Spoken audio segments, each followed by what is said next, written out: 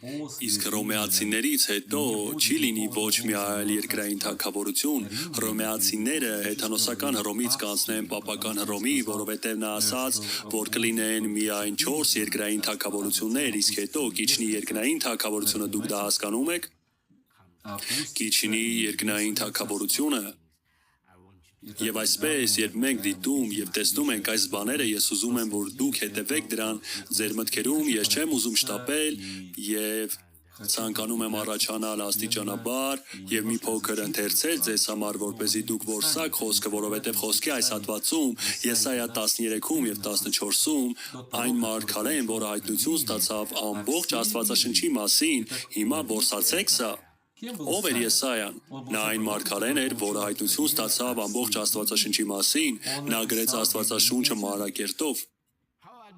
Ինչպես ընկար երկնքից Լյուցիֆեր։ Հավերժությունից ընդհուպ մինչև նոր երկինք եւ նոր երկիր հավերժության մեջ։ Նա գրեց ժամանակաշրջանների մասին, կնիկների մասին, փողերի մասին, սկավառակների մասին, որոտների մասին, Եսայան ուներ Աստվածաշունչը մանրակերտով, տեսնում եք։ Եվ այսպես այստեղ մենք տեսնում ենք, որ Եսայան, եւ մի մոռացեք, հենց Եսայայի 6-րդ գլխում նա տեսավ երկնային տեսիլքը, նա մաքրվեց կենդանի կրակով եւ նա ուղևորվեց ակնածանքով, խոնարհությամբ եւ գործողությամբ ունենալով խոսքի լիությունը։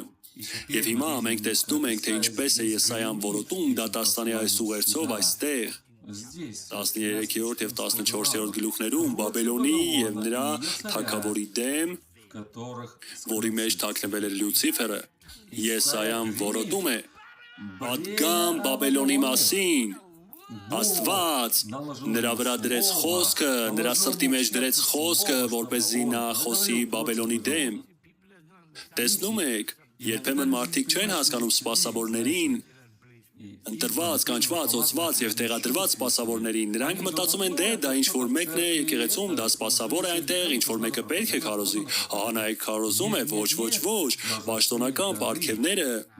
դուք կունենաք մինչև ծնունդը, կյանքի ընթացքում եւ մահից հետո։